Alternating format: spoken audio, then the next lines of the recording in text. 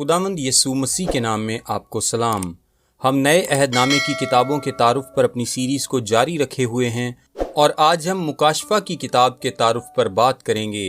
मुकाशफा की किताब की तरफ रुजू कर रहे हैं तो मैं आपसे कहूँगा कि कलाम मुकद्दस में कोई भी किताब खुदा और मसीह का जलाल इससे ज़्यादा शान व शौकत के साथ जाहिर नहीं करती जितना कि ये किताब। मुकाशफा की किताब के 22वें बाब की 10वीं आयत में ये लिखा है, इस किताब की नबूवत की बातों को पोशीदा न रख क्योंकि वक्त नज़दीक है। अगर इस किताब के हवाले से खुदा कोई एक बात चाहता है तो वो ये है कि हम जान लें कि ये क्या सिखाती है, इसे पोशीदा न रखें। किताब एक बरकत के साथ शुरू होती है जो कि पहले बाब की 3री आयत में है। लिखा है, इस नबूवत की किताब का पढ़ने वाला और उसके सुनने वाले और जो कुछ इसमें लिखा है उस पर अमल करने वाले मुबारक हैं क्योंकि वक्त नज़दीक है। ये किताब एक बरकत के साथ ख़त्म होती है। 22वें बाब की 7वीं आयत में लिखा है, मुबारक है वो जो इस किताब की नबूवत की बातों पर अमल करता है। ये बाइबल में वाहिद किताब है जो उस शख्स के लिए बरकत के एक वादे के साथ शुरू और ख़त्म होती है जो इसे पढ़ता है। और हमें बताया गया है कि हमें इसे समझना है क्योंकि वक्त नज़दीक है। और इसका बुनियादी तौर पर मुकाशफा 22वें बाब की 10वीं आयत में है कि ये खुदा के मसीहाई वाक़यात के औकात में अगला वाक़या होगा। अब किताब के लिए कुंजी पहले बाब की पहली आयत में पाई जाती है। लिखा है, यीशु मसीह का मुकाशफा, और किताब इसी बात के बारे में है। ये मुकाशफा हालात की पेशगोई, नकाब कुशाई, यीशु मसीह का जाहिर किया जाना, मसीह के बारे सच्चाई की पर्दा कुशाई है जो अब तक अनजानी थी। हम इस किताब में यीशु मसीह के बारे में वो बातें जानते हैं जो कि अगर ये किताब ना होती तो हम जान ना सकते। लिखा है, मुकाशफा जो उसे खुदा की तरफ से इसलिए हुआ कि अपने बंदों को वो बातें दिखाए जिनका जल्द होना जरूर है। दूसरे अल्फाज में ये मुस्तकबिल की एक झलक है, मुस्तकबिल करीब की। और मजीद लिखा है, और उसने अपना फरिश्ता भेजकर उसकी मार्फत उन्हें अपने बंदा यूहन्ना पर जाहिर किया। खुदा यीशु मसीह को पूरे जलाल में जाहिर करना चाहता था। ये मुस्तकबिल की हकीकत है, सो उसने एक फरिश्ते की मार्फत उसके बारे में पैगाम भेजा जिसने इसे यूहन्ना को सुपुर्द कर दिया। दूसरी आयत ये कहती है कि यूहन्ना ने इसे तहरीर किया। लिखा है, जिसने खुदा के कलाम और यीशु मसीह की गवाही की, यानी उन सब चीज़ों की जो उसने देखी थीं, शहादत दी। लिहाजा पहली आयत में खुदा जाहिर करने के लिए आगाज लेता है। दूसरी आयत में यूहन्ना उस मुकाशफा को तहरीर करने की जिम्मेदारी लेता है। और तीसरी आयत ये कहती है, लिखा है, इस नबूवत की किताब का पढ़ने वाला और उसके सुनने वाले और जो कुछ इसमें लिखा है उस पर अमल करने वाले मुबारक हैं। और फिर ये अहम बयान आता है, लिखा है, क्योंकि वक्त नज़दीक है। ये बयान वक्त से ज़्यादा वाक़यात की तरतीब से ताल्लुक़ रखता है। ये खुदा के मसीहाई वाक़यात के औकात में अगला वाक़या होगा। सो ये फिर यीशु मसीह का एक मुकाशफा है और ये वही है जो आमद सानी के मुकम्मल जलाल में जाहिर हुआ है, जिसकी झलक उस पहाड़ पर जहां यीशु की सूरत बदल गई थी उसकी पहली आमद में दिखा दी गई थी। अब ये बात हमें चौथी आयत में ले आती है और हमें एक और रस्मी तारुफ हासिल होता है। यूहन्ना ये किताब खास तौर पर एशियाए कोचक की 7 कलीसियाओं को भेजने के लिए लिख रहा है। ये जदीद तुर्की था, वहाँ 7 कलीसियाएं थीं। हमारे लिए मुकाशफा की किताब के 2 और 3 बाब में उनकी फहरिस्त दी गई है। वो हकीकी जमातें थीं और वो इस खत के बुनियादी वसूल कुनिंदगान थे। और फिर ये उनसे दूसरी तमाम कलीसियाओं को और फिर हम तक भी पहुंचा। ये कलीसियाएं बुनियादी तौर पर इफसस में पौलुस की खिदमत के नतीजे में कायम हुई थीं। इफसस यहाँ एक अहम कलीसिया थी और फिर वहाँ से खुदा का कलाम बाहर फैला।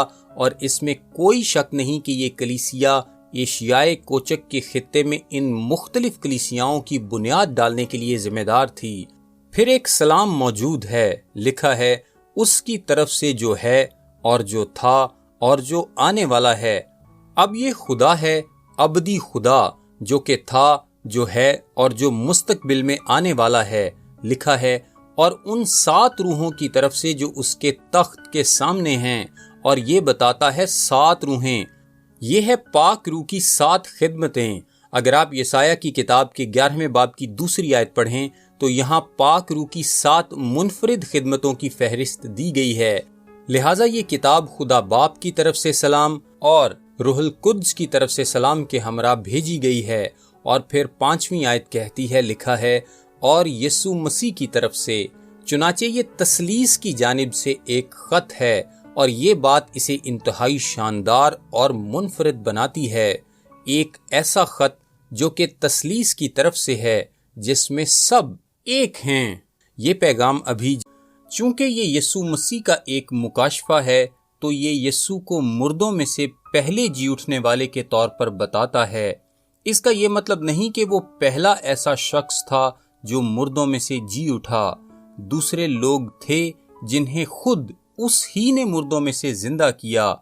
اس کا مطلب یہ ہے کہ وہ سب جو کبھی بھی مردوں میں سے زندہ ہوئے، جن میں مقدسین شامل ہیں، وہ پہلا اور اولین ہے اور سب سے بڑا ہے، اور ان سب سے عظیم ہے جو کبھی بھی زندہ ہوں گے۔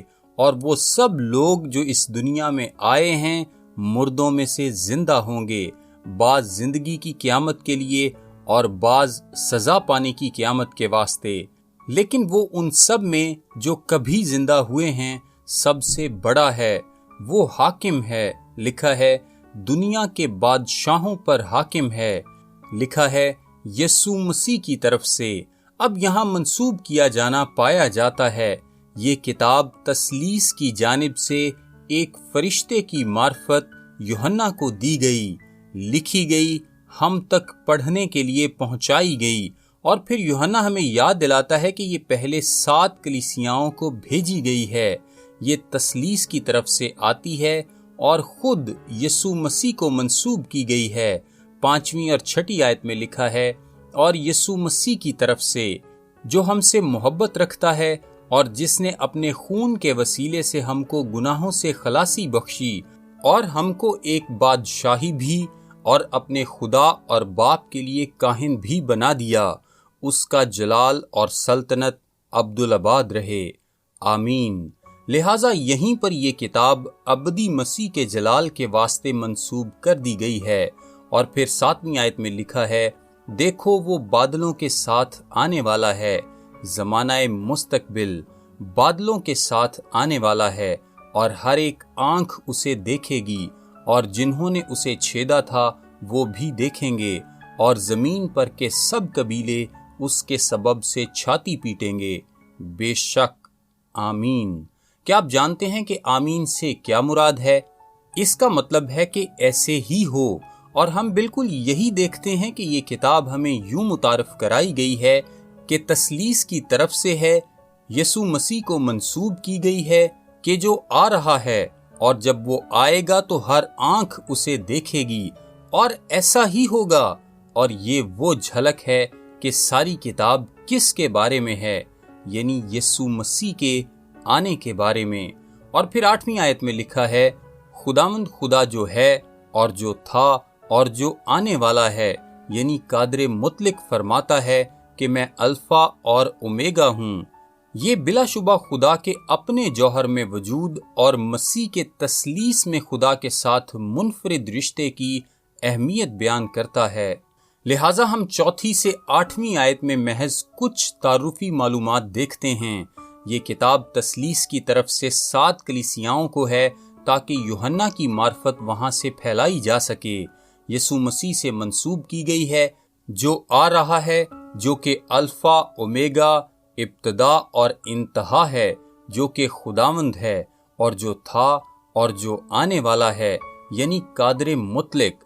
دوسرے الفاظ میں یہ جو آنے والا ہے اور کوئی نہیں بلکہ قادر مطلق خدا ہے۔ لہٰذا یہ کتاب یسوع مسیح کی آمد ثانی کی بابت ہے۔ یہ اس کی واپسی کے بارے میں اور ان حقائق کے بارے میں ہے جو کہ اس کی واپسی کے دوران رونما ہونے کو ہیں۔ اب ہم یہ طے کر چکے ہیں کہ پہلا باب اس کی 1 تا 8ویں آیت میں جو تصور ہے وہ یسوع مسیح کے اس کی آمد ثانی میں آنے کا ہے۔ اب جب ہم نویں آیت کو دیکھتے ہیں تو یوحنا اپنی روایتوں میں سے سب سے پہلی کا سامنا کرتا ہے، اور یہ ان روایتوں کا سلسلہ ہے جو کہ خدا یوحنا کو بخشتا ہے۔ میں یوحنا، اور وہ یہ بات کتاب میں بکثرت کہتا ہے، اور یہ کافی حد تک یوں لگتا ہے گویا وہ حیرت کی حالت میں ہو۔ یہ پیغام مکاشفہ کی کتاب کے پہلے باب کی 9ویں آیت میں لکھا ہے، میں یوحنا جو تمہارا بھائی اور یسوع کی مصیبت اور بادشاہی اور صبر میں تمہارا شریک ہوں، خدا کے کلام اور یسوع کی نسبت گواہی دینے کے باعث اس ٹاپو میں تھا جو پتمس کہلاتا ہے۔ وہ مسیح کی خوشخبری کو بیان کرنے کے لیے پتمس میں جلا وطن کیا گیا۔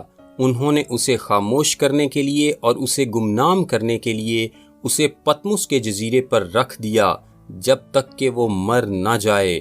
وہ کہتا ہے کہ اور میں وہاں تھا۔ وہ بتاتا ہے، لکھا ہے، خدا کے کلام اور یسوع کی نسبت گواہی دینے کے باعث، کیونکہ میں مسیح کی گواہی دیتا ہوں اور خدا کے کلام کی منادی کرتا ہوں۔ 10ویں آیت میں وہ کہتا ہے کہ خداوند کے دن روح میں آ گیا، یعنی کہ وہ ایک منفرد طور پر پاک روح کے تسلط کے نیچے تھا۔ خداوند کے دن، اب بعض لوگ خیال کرتے ہیں کہ اس کا مطلب ہے اتوار کے روز۔ میں اس خیال کی طرف راغب ہوں کہ یہ اتوار کا روز تھا۔ خداوند کے دن جب وہ عبادت کر رہا تھا وہ خدا کے روح میں تھا۔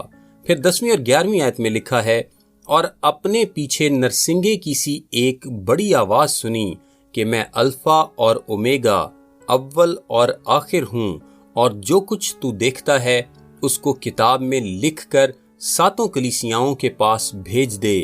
سو یہاں یوحنا کے لیے حکم ہے، اس پیغام کو 11ویں آیت کے مطابق کلیسیاؤں کے پاس بھیج دے، یعنی افسس اور سمرنا اور پرگمن اور تھواتیرا اور سردیس اور فیلادلفیا اور لودیکیا میں۔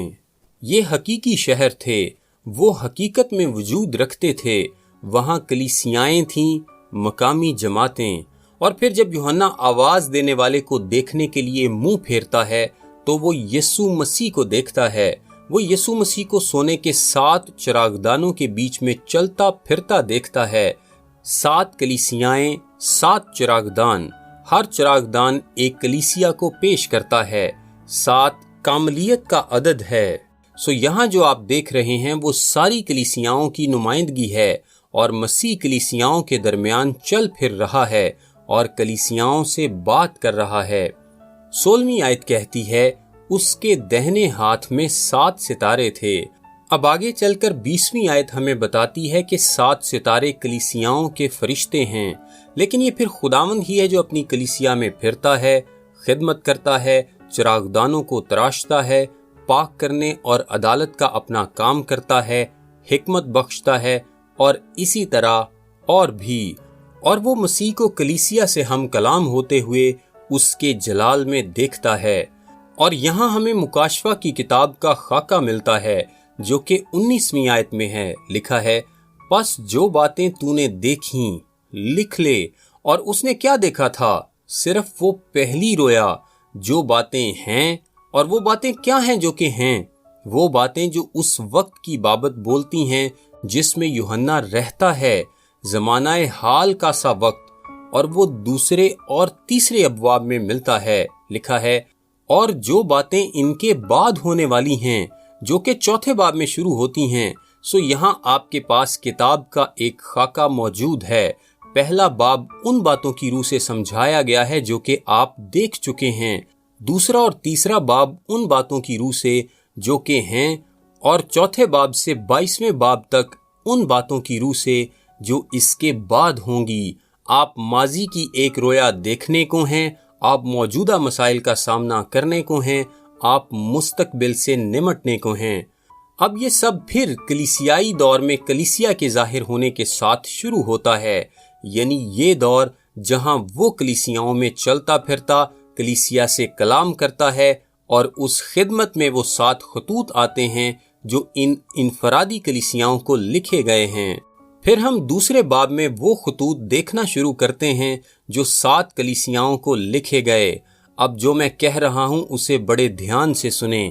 یہ 7 حقیقی کلیسیائیں ہیں، وہ حقیقتاً موجود تھیں، وہ ان شہروں میں وجود رکھتی تھیں جہاں ان کا ہونا بیان کیا گیا ہے، اور اگر آپ خطوط کا تفصیل سے مطالعہ کریں تو آپ دیکھتے ہیں کہ ہر خط اس شہر کے تاریخی، ثقافتی اور جغرافیائی تناظر سے مطابقت رکھتا ہے جسے یہ لکھا گیا تھا۔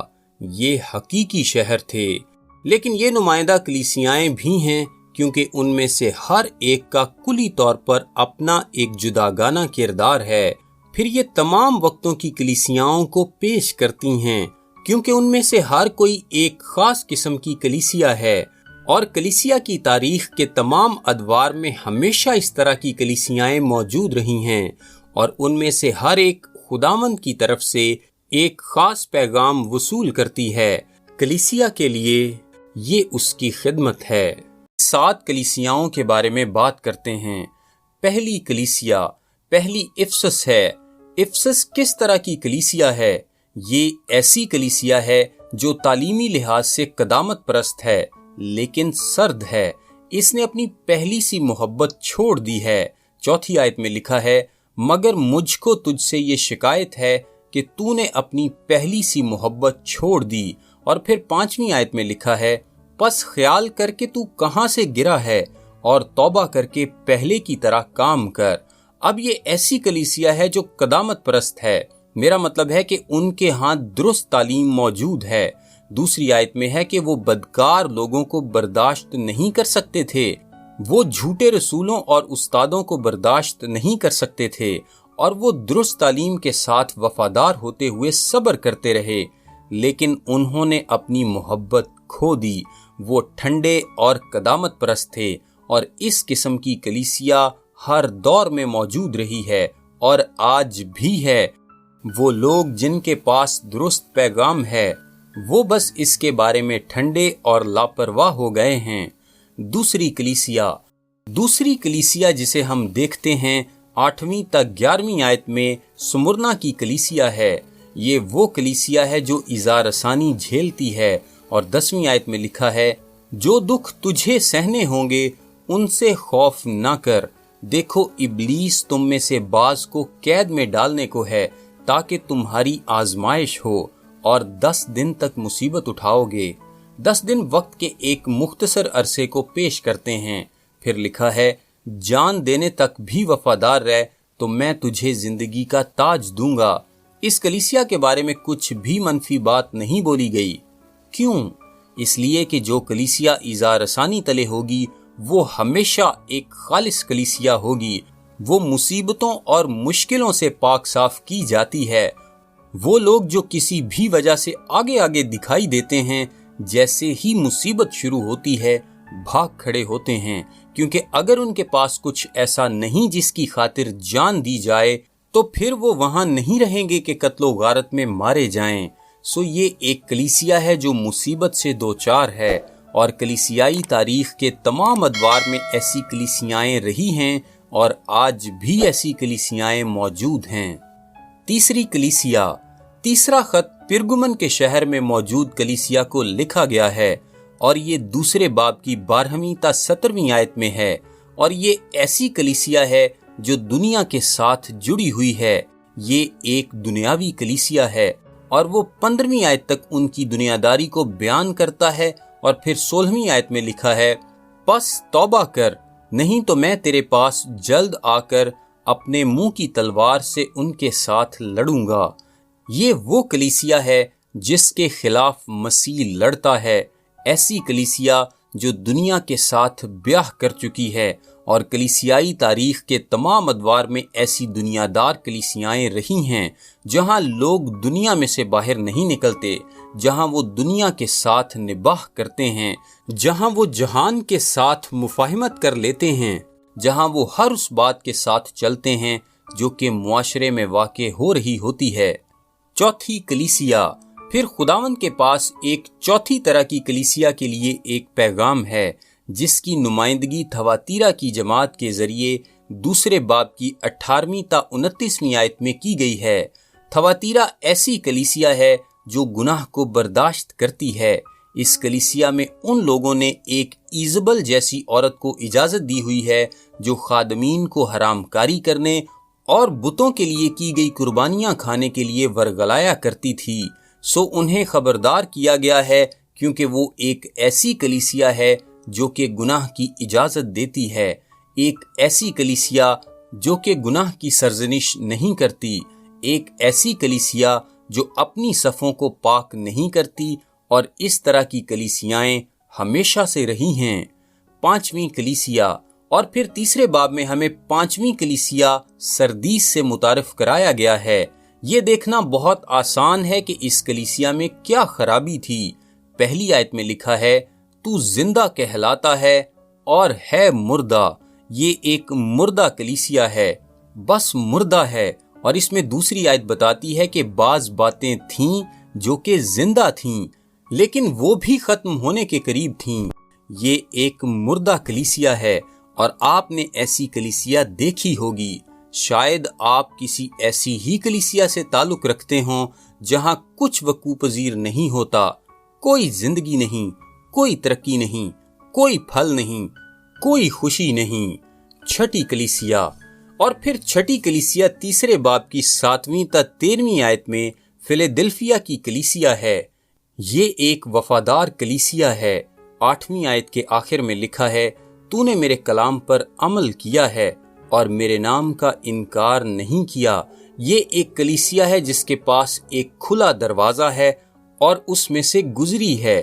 آپ اسے ایک مشنری کلیسیا کے طور پر دیکھ سکتے ہیں۔ سو یہ ایک وفادار کلیسیا ہے، اور اس طرح کی ہمیشہ سے کلیسیائیں موجود رہی ہیں۔ 7ویں کلیسیا، اور پھر آخری 7ویں کلیسیا تیسرے باب کی 14ویں آیت سے باب کے آخر تک آتی ہے۔ یہ سارا حصہ لودیکیا ایک برگشتہ کلیسیا، ایک غیر نجات یافتہ کلیسیا، آج کی طرح کی آزاد خیال کلیسیا کے ساتھ نبرد آزما ہوتا ہے۔ سو آپ دیکھتے ہیں کہ ان میں سے ہر ایک کے لیے ایک پیغام موجود ہے۔ ویسے اس کلیسیا کی خصوصیت 15ویں آیت میں ہے، لکھا ہے، میں تیرے کاموں کو جانتا ہوں کہ نہ تو سرد ہے نہ گرم، کاش کہ تو سرد یا گرم ہوتا۔ وہ کہتا ہے، کاش کہ تو میرے خلاف ہوتا یا میری طرف ہوتا۔ لکھا ہے، چونکہ تو نہ تو گرم ہے نہ سرد بلکہ نیم گرم ہے، اس لیے میں تجھے اپنے منہ سے نکال پھینکنے کو ہوں۔ یہ ایک رد کی گئی کلیسیا ہے۔ اب میں خلاصہ پیش کرتا ہوں۔ سب سے پہلے دوسرے باب میں ہمارے پاس ایک ٹھنڈی قدامت پسند کلیسیا ہے، پھر ہمارے سامنے ایک کلیسیا ہے جو مصیبت جھیل رہی ہے، پھر ایک کلیسیا جو دنیا کے ساتھ ملی ہوئی ہے، ایک کلیسیا جو گناہ کو اجازت دے رہی ہے، ایک مردہ کلیسیا، ایک وفادار کلیسیا اور ایک برگشتہ کلیسیا۔ اب ان میں سے ہر ایک، جیسا کہ میں نے کہا تھا، ایک حقیقی کلیسیا تھی، اور ہر ایک تاریخ کے تمام ادوار میں موجود کلیسیاؤں کو پیش کرتی ہے۔ لہٰذا ان کلیسیاؤں کو دیا گیا پیغام سارے دور کی تمام کلیسیاؤں کے لیے ہے، جس میں کلیسیا روئے زمین پر موجود ہے اور جس میں مسیح 7 چراغدانوں کے بیچ میں چلتا پھرتا ہے اور اپنی کلیسیا کی خدمت کرتا ہے۔ یہ پیغام ابھی جاری ہے۔ میں یقین رکھتا ہوں کہ ان 7 خطوط کا اطلاق دور حاضرہ کی کلیسیا پر ہوتا ہے۔ جس بھی نوعیت کی کلیسیا ہو، اس کلیسیا کے لیے ایک پیغام موجود ہے۔ کیا ایسا نہیں ہے؟ آپ کہتے ہیں تو پھر ہم یہ کیسے معلوم کریں کہ کوئی کلیسیا کس قسم کی کلیسیا ہے؟ میں آپ کو بتاتا ہوں کہ کیسے۔ کوئی کلیسیا ان خصوصی نوعیتوں کی کلیسیاؤں کے زمرے میں داخل ہوگی جب اس کلیسیا میں ان پہلوؤں میں سے کسی کے حوالے سے نمایاں اثر موجود ہوگا۔ مثلا اگر کسی کلیسیا میں غالب اثر ٹھنڈے پن کا ہے، چاہے وہ کلیسیا قدامت پسند ہو، تو وہ کلیسیا ایک سرد مہر قدامت پسند نقطۂ نظر کو پیش کرے گی۔ اگر کسی کلیسیا میں خدا کے لیے یکسر لاپرواہی کا غالب اثر ہوگا، کوئی پھل نہیں ہوگا، کوئی زندگی نہیں، تو یہ ایک مردہ کلیسیا ہے۔ اگرچہ کچھ ایسے لوگ ہوں گے جو بالکل مردہ نہیں ہوں گے، نمایاں اثر جو بھی ہے وہ کلیسیا کو کردار بخشتا ہے۔ اگر کسی کلیسیا کی پہچان وفادار لوگوں کی ایک نمایاں تعداد سے ہو رہی ہے جو کہ کھلے دروازے سے گزر رہے ہیں اور خدا کا کلام لیے ہوئے ہیں، تو اس کی نشاندہی ایک وفادار فیلیدلفیا کی طرح کی کلیسیا کے طور پر ہوگی۔ سو پھر تیسرے باب کے آخر میں آپ کے پاس کلیسیاؤں کے لیے پیغام کا آخری حصہ موجود ہے۔ اس کا آغاز پہلے باب میں ہوا جب مسیح کلیسیاؤں میں چل پھر رہا تھا، اور پھر اسے دوسرے اور تیسرے باب میں بیان کیا گیا ہے۔ اب ہم تیسرے باب کے آخر میں پہنچتے ہیں اور ہم مکاشفہ کی کتاب میں دوبارہ کلیسیا لفظ نہیں سنتے جب تک کہ 22ویں باب کا بالکل آخر نہ ہو، لیکن کلیسیا 1000 سالہ بادشاہی میں ایک اور نام سے کہلائی جاتی ہے، اور وہ ہے دلہن۔ اور پیغامات میں سے ہر ایک اسی طرح سے اختتام پذیر ہوا ہے، لکھا ہے، جس کے کان ہوں وہ سنے کہ روح کلیسیاؤں سے کیا فرماتا ہے۔ اس سے کیا مراد پائی جاتی ہے؟ اس کا مطلب یہ ہے کہ ان کلیسیاؤں کو دیا گیا پیغام ان سے آگے ہر اس شخص تک پہنچتا ہے جس کے پاس سننے کے کان ہیں، لہٰذا یہ تمام وقتوں کے لیے ہیں۔ اب ہم چوتھے باب کی طرف آتے ہیں اور ہم کلیسیائی دور سے آگے بڑھتے ہیں۔ لوگ ہمیشہ کہتے ہیں کہ کلیسیا کا اٹھایا جانا یا ریپچر کہاں ہے؟ یہ تیسرے اور چوتھے باب کے بیچ میں ہے۔ جی ہاں، دوسرے اور تیسرے باب میں کلیسیا روئے زمین پر ہے، اور اچانک ہی ہم آسمان پر نمودار ہو جاتے ہیں۔ اور میں چاہتا ہوں کہ آپ یہ دیکھیں کہ کیا واقع ہوتا ہے۔ آسمان کا مرکزی خیال پرستش ہے۔ ہم زمین سے آسمان پر چلے جاتے ہیں، اور پھر لکھا ہے، ان باتوں کے بعد جو میں نے نگاہ کی تو کیا دیکھتا ہوں کہ آسمان میں ایک دروازہ کھلا ہوا ہے، اور جس کو میں نے پیشتر نرسنگے کی سی آواز سے اپنے ساتھ باتیں کرتے سنا تھا، وہی فرماتا ہے کہ یہاں اوپر آ جا، میں تجھے وہ باتیں دکھاؤں گا جن کا ان باتوں کے بعد ہونا ضرور ہے۔ اب ہم تیسرے حصے کی طرف بڑھتے ہیں۔ ہم نے وہ باتیں دیکھ لی ہیں جو ہیں دوسرے اور تیسرے باب میں، اب ہیں وہ باتیں جو ان کے بعد ہونے والی ہیں۔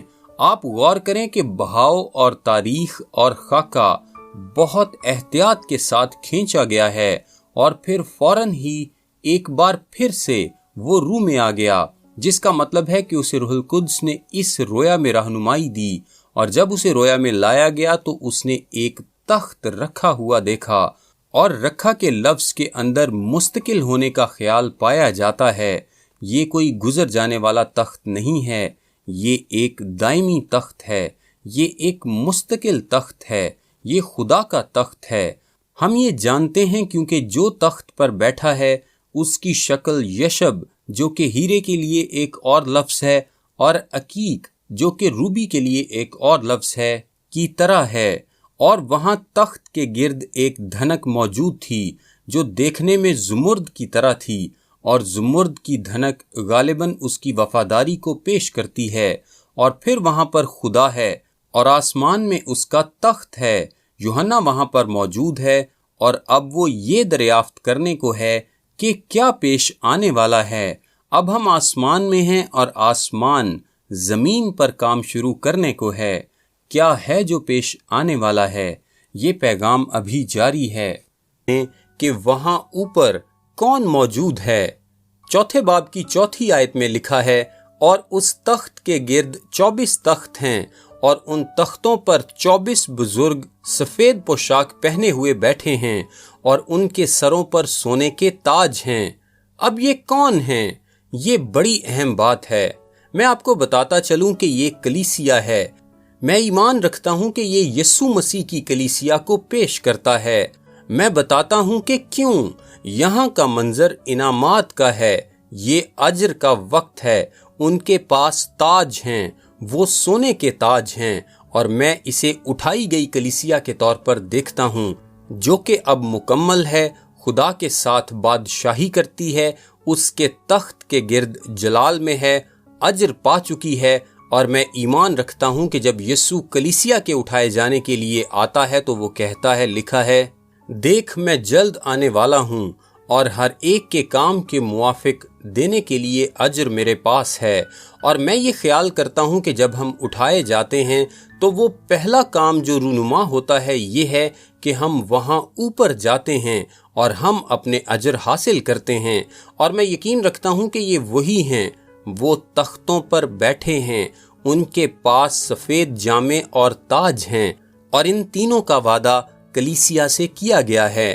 اور 5ویں باب کی 9ویں آیت کی بنیاد پر میں یہ یقین نہیں کرتا کہ یہ اسرائیل ہو سکتا ہے۔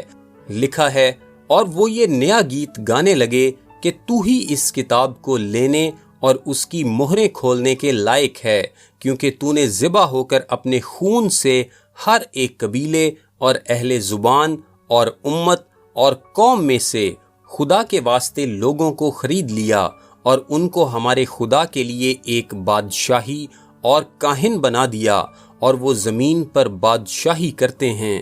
اور میرا خیال ہے کہ یہ نجات یافتہ لوگ ہیں جو وہ گیت گا رہے ہیں۔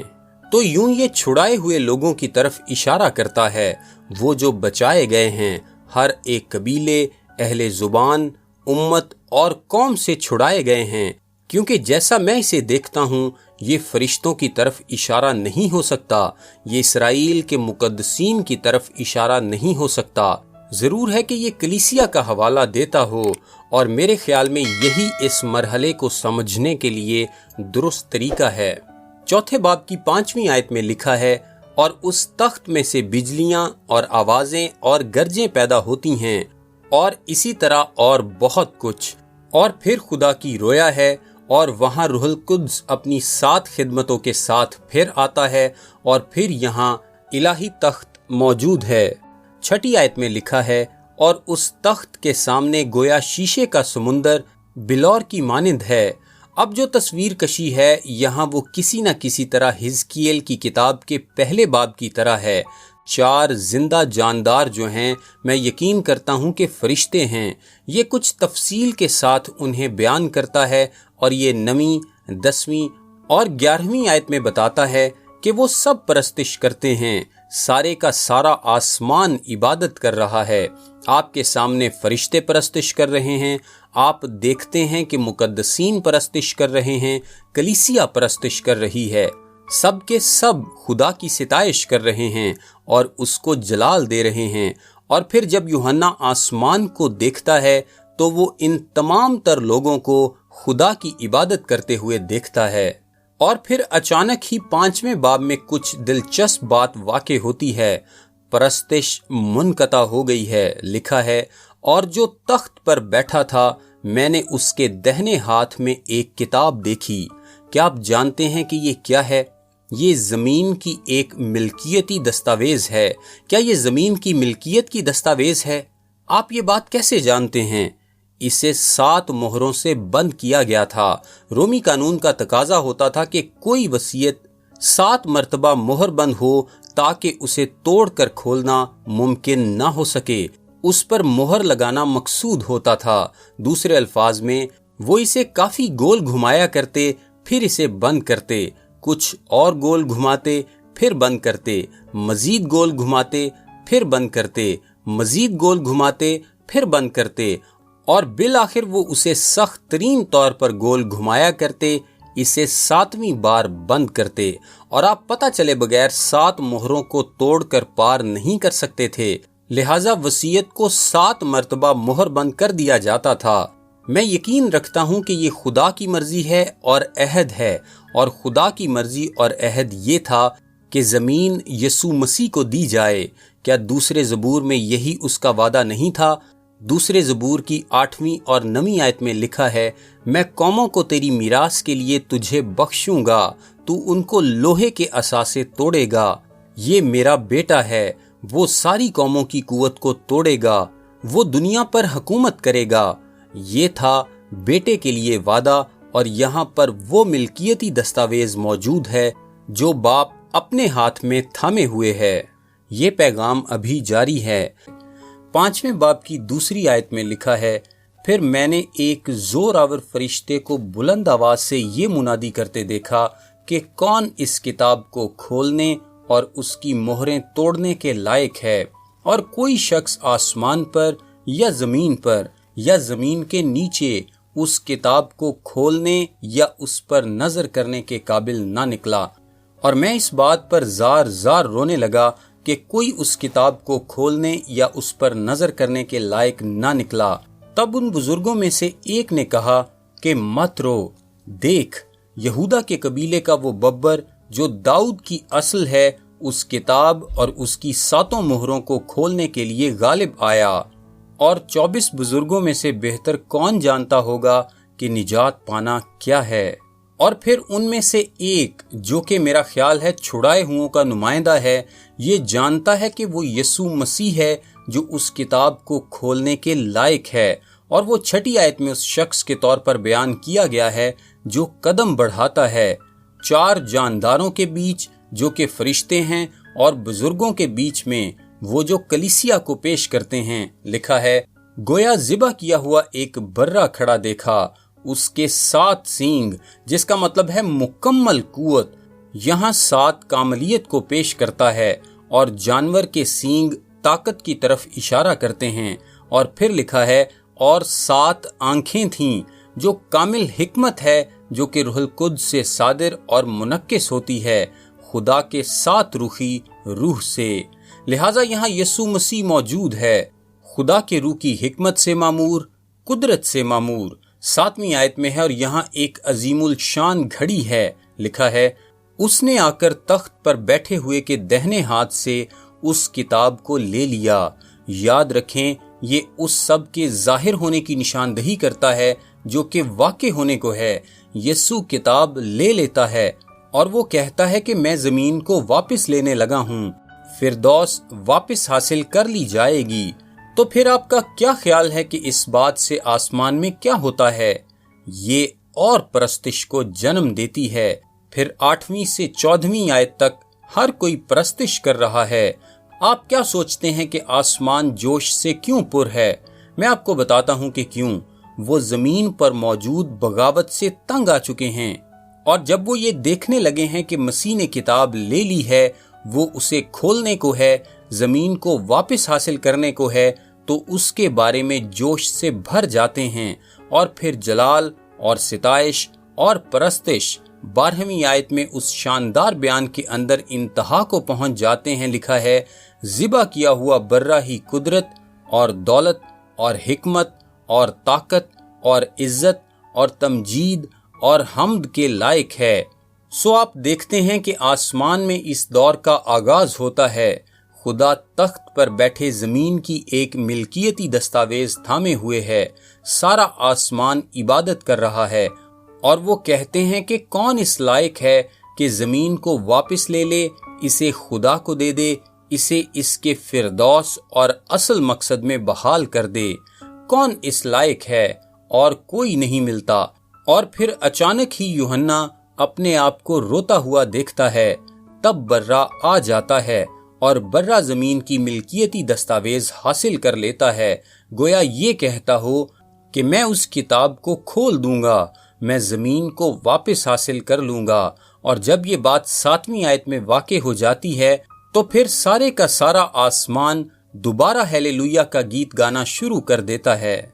सो 6 बाब का आगाज आप खुदावंद के मोहरों को खोलने से करते हैं, और फिर आपके सामने 7 मोहरें हैं, और हर कोई जब टूट कर खुलती है तो एक नई बात को दिखाती है जो कि रूए जमीन पर वाक़े होने को है। पहली मोहर अमनो अमान है। लिखा है, फिर मैंने देखा कि बर्रा ने उन 7 मोहरों में से एक को खोला, और उन 4 जानदारों में से एक की गर्ज की सी ये आवाज सुनी कि आ या आगे बढ़। फिर लिखा है, और मैंने निगाह की तो क्या देखता हूँ कि एक सफेद घोड़ा है और उसका सवार कमान लिए हुए है। गौर करें कि उसके पास कोई तीर नहीं है, बल्कि महज एक कमान है। लिखा है, उसे एक ताज दिया गया और वो फतह करता हुआ निकला ताकि और भी फतह करे। अब ये है कौन? एक सफेद घोड़े पर ये एक फातेह है, एक कमान के साथ और कोई तीर न रखते हुए। इसका मतलब है कि उसे जंग करने की जरूरत नहीं थी। वो अपनी कमान लिए हुए है, लेकिन उसे इस्तेमाल करने की जरूरत नहीं रखता। ये एक अमन भरी फतह है। وہ ایک تاج پہنے ہوئے ہے، وہ فتح کرنے کو نکلا، لہٰذا پھر زمین پر ایک جھوٹے امن و امان کے ساتھ ایذا رسانی کا دور شروع ہوتا ہے جس کے پیچھے مخالف مسیح ہے۔ اگر آپ اس کا موازنہ کرنے کی خواہش رکھتے ہیں تو دانییل کی کتاب کے 9 باب کی 27ویں آیت پر نظر ڈالیں، جہاں وہ عین یہی بات کہتا ہے۔ وہ خدا کے لوگوں کے ساتھ ایک معاہدہ کرتا ہے اور ایک نقلی امن قائم کرتا ہے۔ سو یہ ایک جھوٹا مسیح ہے، وہ ایسا کچھ پیش کرتا ہے جو کہ امن دکھائی دیتا ہے، لیکن یہ زیادہ دیر نہیں چلتا۔ میری مراد یہ ہے کہ یہ زیادہ دیر تک نہیں چلتا، کیونکہ دوسری مہر 4 آیت میں کھول دی جاتی ہے اور ایک اور گھوڑا باہر آ جاتا ہے۔ یہ سفید نہیں ہے، یہ والا سرخ ہے۔ ویسے یہ مکاشفہ کے 4 گھڑ سوار ہیں۔ 6 باب کی 4 آیت میں لکھا ہے، اس کے سوار کو یہ اختیار دیا گیا کہ زمین پر سے صلہ اٹھا لے تاکہ لوگ ایک دوسرے کو قتل کریں۔ دوسری مہر جنگ کی ہے۔ یہ ہم تیسری مہر کی طرف چلتے ہیں جسے توڑا گیا ہے، اور 6 باب کی 5ویں آیت میں ایک سیاہ گھوڑا ہے۔ لکھا ہے، اور اس کے سوار کے ہاتھ میں ایک ترازو ہے، دوسرے الفاظ میں تولنا اور ماپنا۔ اور یہ بتاتا ہے، 6 آیت میں لکھا ہے، گیہوں دینار کے سیر بھر اور جو دینار کے 3 سیر، جس کا مطلب ہے کہ آپ کو ایک دن کی مزدوری میں 3 سیر جو یا اس سے کم گندم ملتی ہے۔ دوسرے الفاظ میں آپ ایک پورا دن کام کرتے ہیں لیکن اتنا نہیں بنا پاتے جو ایک شخص کے کھانے پینے کے لیے کافی ہو، یا مشکل سے اتنا بنا پاتے ہیں جو ایک ہی شخص کے کھانے کے لیے گزارا کر سکے۔ اور یہ کہتا ہے، لکھا ہے، اور تیل اور مے کا نقصان نہ کر، یہ ایک دولت مند شخص کی خوراک ہے، اسے مت چھونا۔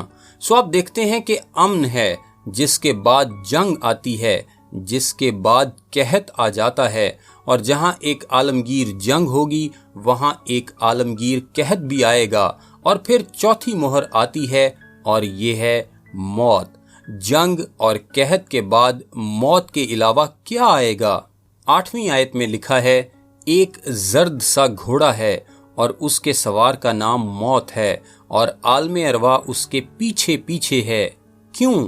وہ مارتا ہوا جاتا ہے اور عالم ارواح ساتھ ساتھ چلتا ہے اور سارے مردوں کو حاصل کرتا جاتا ہے۔ مزید لکھا ہے، اور ان کو 4 زمین پر یہ اختیار دیا گیا کہ تلوار اور کال اور وبا اور زمین کے درندوں سے لوگوں کو ہلاک کریں۔ پھر آپ 5ویں مہر تک پہنچتے ہیں اور آپ بعض لوگوں کو قربانگاہ کے نیچے دیکھتے ہیں۔ یہ بلا شبہ نجات یافتہ لوگ ہیں جو اس دور میں مارے گئے، اور اب وہ آسمان میں ہیں اور خدا کی عین قربانگاہ کے نیچے موجود ہیں۔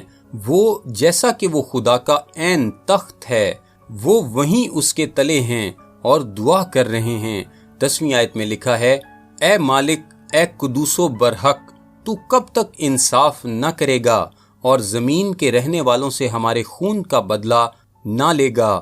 کیونکہ اس جنگ میں اور اس قتل و غارت میں اور اس قحط میں اور زمین کی ساری بھگدڑ میں چھڑائے ہوئے لوگ مخالف مسیح کے ہاتھوں ذبح کیے گئے ہیں۔ جب ان کی روحیں آسمان پر پہنچتی ہیں، وہ اکٹھی ہوتی ہیں اور وہ خدا کو پکارتی ہیں کہ تو کب تک ان لوگوں سے بدلہ لیے بغیر جو کہ مقدسین کا خون کر رہے ہیں اس معاملے کو جاری رہنے دے گا؟ یہ بڑا اہم حصہ ہے، آپ کو اس پر غور کرنے کی ضرورت ہے۔ یہ حصہ وہ مقدمہ ہے جس میں مکاشفہ میں پائی جانے والی اگلی بہت سی بحث کی بنیاد پائی جاتی ہے۔ پھر 11ویں آیت میں لکھا ہے، اور ان میں سے ہر ایک کو سفید جامہ دیا گیا اور ان سے کہا گیا کہ اور تھوڑی مدت آرام کرو، جب تک کہ تمہارے ہم خدمت اور بھائیوں کا بھی شمار پورا نہ ہو لے جو تمہاری طرح قتل ہونے والے ہیں۔ جو بات وہ انہیں کہتا ہے یہ ہے کہ تم بس صبر کرو، اس دوران سفید جامہ موجود ہے، یہاں تمہارا آسمانی لباس ہے، لطف اٹھاؤ اور یہیں رہو جب تک باقی ہونے والے شہیدوں کو شہید نہیں کر دیا جاتا۔ ابھی یہ ختم نہیں ہوا اور ابھی یہ معاملہ انتہا کو نہیں پہنچا، और फिर वापस जमीन पर आते हैं जहां छठी मोहर है।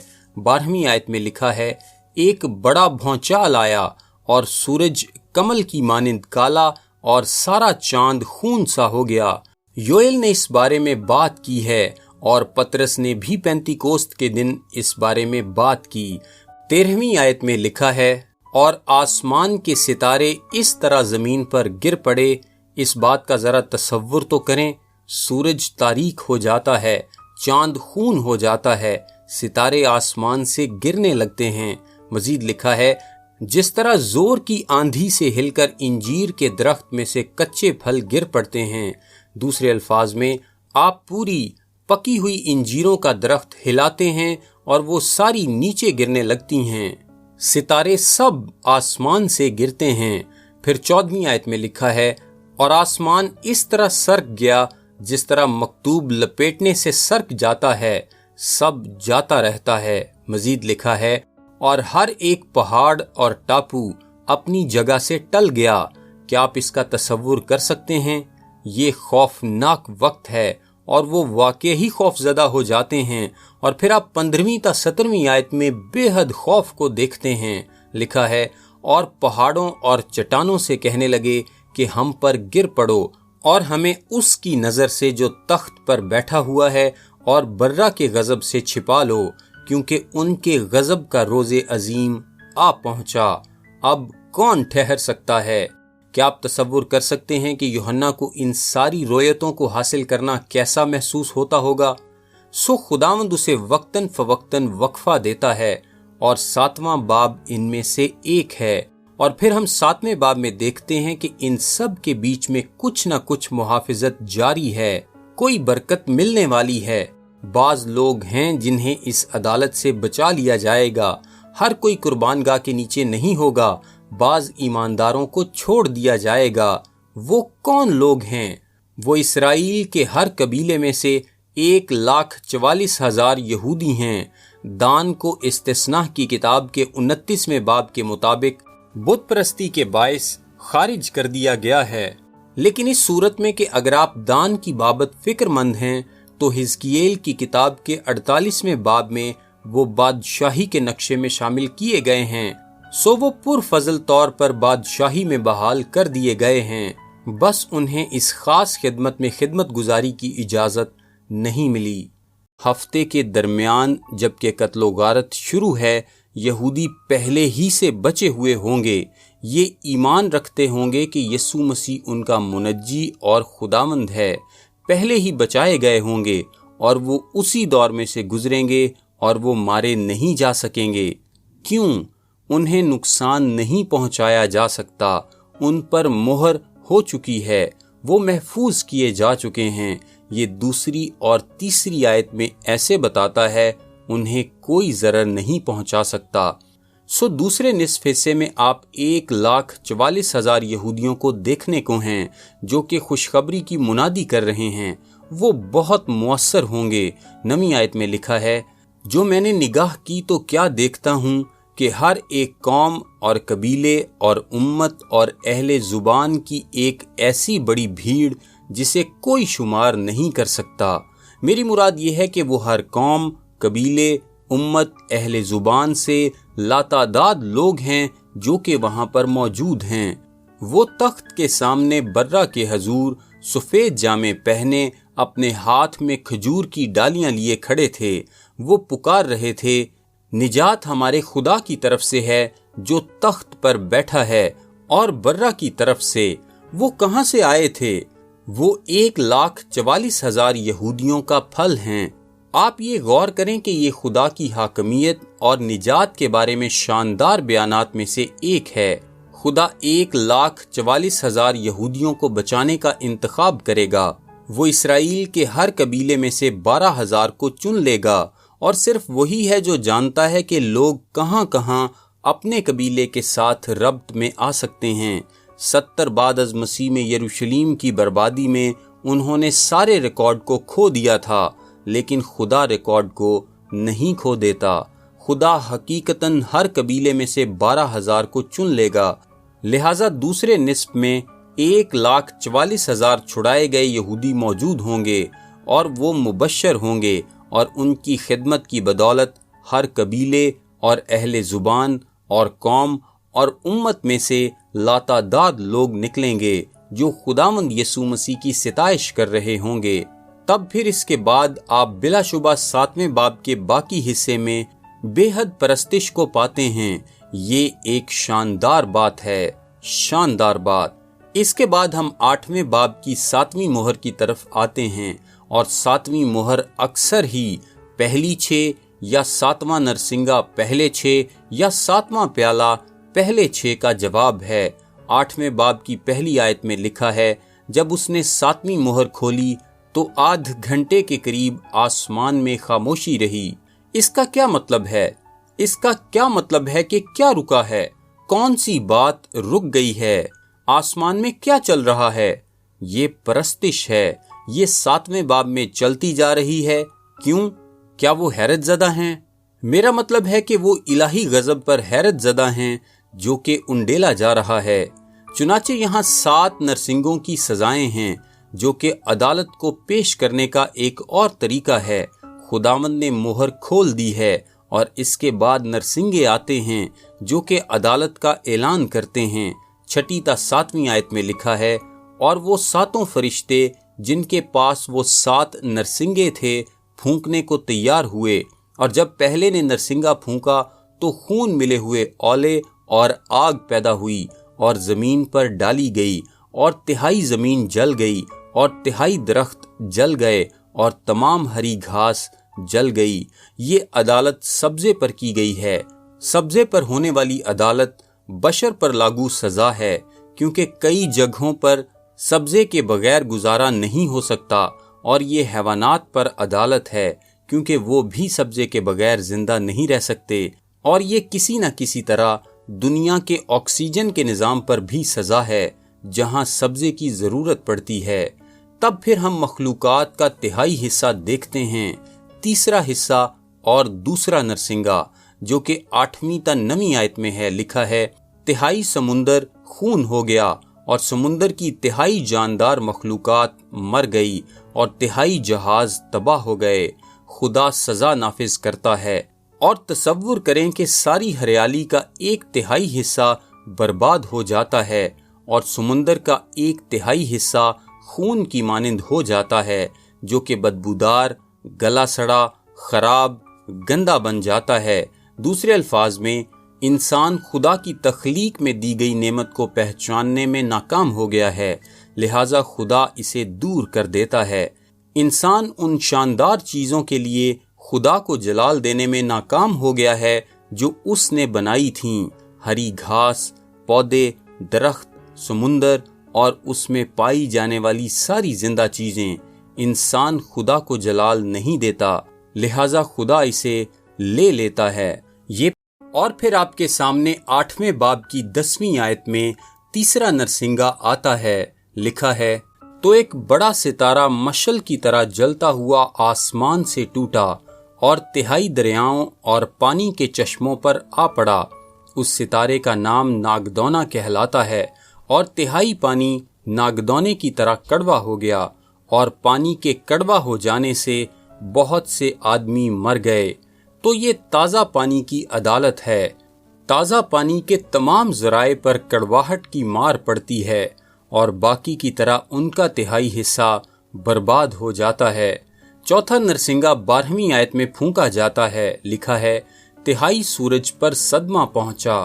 کیا آپ جانتے ہیں کہ یہ بات کیلنڈر کے ساتھ کیا کرے گی؟ کیا آپ کو علم ہے کہ یہ بات وقت کی ترتیب کے ساتھ کیا سلوک کرے گی؟ کیا آپ جانتے ہیں کہ یہ بات دن کے بعد دن کے ساتھ کیا کرے گی؟ آپ سورج کا 1/3 حصہ کھو دیتے ہیں۔ میں نہیں جانتا کہ یہ بات آسمان میں کس نوعیت کی ابتری پیدا کرے گی۔ چاند کا 1/3 حصہ چلا جاتا ہے، 1/3 ستارے نہیں رہے، ان کا 1/3 حصہ تاریک ہو گیا ہے۔ پھر لکھا ہے، اور 1/3 دن میں روشنی نہ رہی، اور اسی طرح 1/3 رات میں بھی۔ حیرانگی ہے، پورے کا پورا کیلنڈر مٹایا گیا ہے۔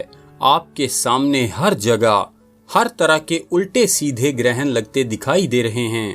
13ویں آیت میں لکھا ہے، اور جب میں نے پھر نگاہ کی تو آسمان کے بیچ میں ایک عقاب کو اڑتے اور بڑی آواز سے یہ کہتے سنا، افسوس افسوس افسوس۔ اور جو بات وہ فرشتہ کہہ رہا ہے یہ ہے کہ تم سمجھتے ہو کہ یہ برا ہے، انتظار کرو جب تک کہ تم اگلی 3 باتوں کو نہ سن لو جن کا سننا ابھی باقی ہے۔ پھر 9ویں آیت میں 5ویں نرسنگے کی آواز آتی ہے اور ایک ستارہ گرتا ہے۔ وہ کون ہے؟ کیا وہ لوسیفر ہے؟ اور اسے اتھا گڑھے کی کنجی دی گئی۔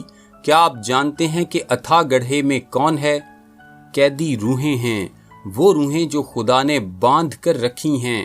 عین وہاں پر بدروحیں ہیں جو اتھا گڑھے میں قید کی گئی ہیں۔ وہ باہر نہیں نکل سکتیں، لیکن ایذا رسانی میں کنجی لوسیفر کے ہاتھوں میں جانے کو ہے۔ 5ویں نرسنگے میں وہ نیچے جانے کو ہے تاکہ اتھا گڑھے کو کھول دے۔ اور کیا آپ جانتے ہیں کہ کیا پیش آنے کو ہے؟ وہ ساری قید بدروحیں جو کہ وہاں نیچے قید کی گئی ہیں اور ان میں سے بعض صدیوں سے اور ہزاروں سالوں سے قید ہیں، پھر بالآخر وہ باہر نکلنے کو ہیں اور وہاں سے ریلے کی طرح باہر نکلنے کو ہیں۔ اور 9ویں باب کی 2 آیت میں یہ لکھا ہے، ایک بڑی بھٹی کا سا دھواں اٹھا اور گڑھے کے دھوئیں کے باعث سے سورج اور ہوا تاریک ہو گئی۔ اور 3 آیت میں کہتا ہے کہ وہ ٹڈیوں کی مانند ہیں، یہ ایک وبا کی طرح ہے، وہ زمین کو ڈھانپ لیتی ہیں۔ کیا آپ جانتے ہیں کہ یہ مصیبت کا وقت کیوں ایک بھیانک وقت ہوگا؟ اس لیے کہ جہنم میں قید ساری بدروحیں آزاد ہونے کو ہیں تاکہ ان کے ساتھ شامل ہوں جو کہ پہلے ہی ساری زمین پر بھاگ دوڑ کر رہی ہیں۔ 4 آیت میں لکھا ہے، اور ان سے کہا گیا کہ ان آدمیوں کے سوا جن کے ماتھے پر خدا کی مہر نہیں، زمین کی گھاس یا کسی ہریاول یا کسی درخت کو ضرر نہ پہنچانا۔ بدروحیں تخلیق کے ساتھ کچھ بھی نہیں کریں گی، وہ صرف انسانوں کو مٹانے کو ہیں، پر انہیں 5ویں نرسنگے میں یہ اختیار نہیں دیا گیا کہ وہ ان کو مار ڈالیں۔ 5ویں اور 6 آیت میں لکھا ہے، اور انہیں جان سے مارنے کا نہیں بلکہ 5 مہینے تک لوگوں کو اذیت دینے کا اختیار دیا گیا، اور ان کی اذیت ایسی تھی جیسے بچھو کے ڈنک مارنے سے آدمی کو ہوتی ہے۔ ان دنوں میں آدمی موت ڈھونڈیں گے مگر ہرگز نہ پائیں گے، اور مرنے کی آرزو کریں گے اور موت ان سے بھاگے گی۔ انہیں ایسا ڈنک مارا جائے گا جیسا کہ ایک بچھو کا ڈنک ہوتا ہے۔ بدروحوں کی ٹڈیوں والی وبا ساری روئے زمین پر سے گزرے گی اور 5 ماہ تک آدمیوں کو اذیت دے گی۔ لوگ موت کے باعث سکون پانے سے بھی محروم ہوں گے۔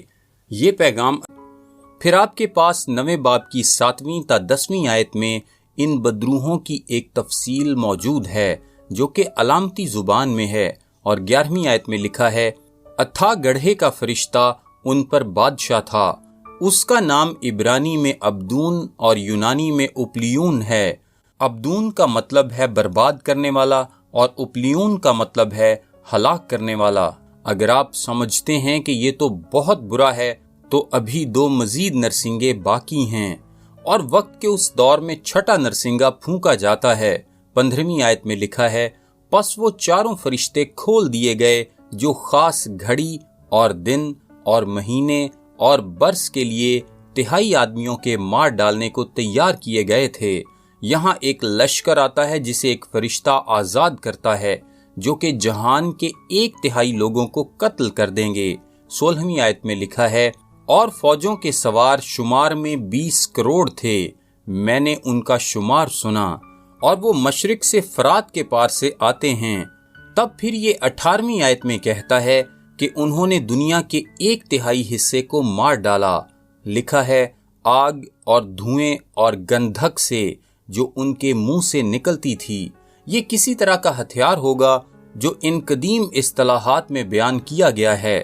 پھر 20ویں تا 21ویں آیت میں لکھا ہے، اور باقی آدمیوں نے جو ان آفتوں سے نہ مرے تھے اپنے ہاتھوں کے کاموں سے توبہ نہ کی کہ شیاطین کی اور سونے اور چاندی اور پیتل اور پتھر اور لکڑی کی مورتوں کی پرستش کرنے سے باز آتے، جو نہ دیکھ سکتی ہیں، نہ سن سکتی ہیں، نہ چل سکتی ہیں، اور جو خون اور جادوگری اور حرام کاری और चोरी उन्होंने की थी उनसे तौबा न की।